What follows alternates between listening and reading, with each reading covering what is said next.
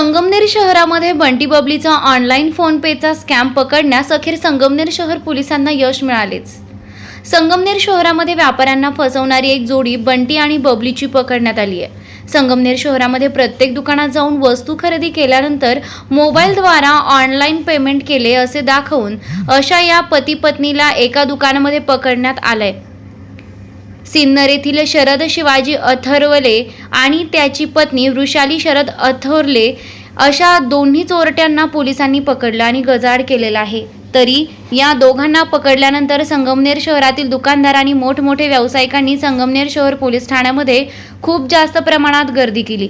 शहरातील किराणा दुकान महेश पांडुरंग करपे यांच्या फिर्यादीवरून संगमनेर शहर पोलिसांनी गुन्हा दाखल केला आहे।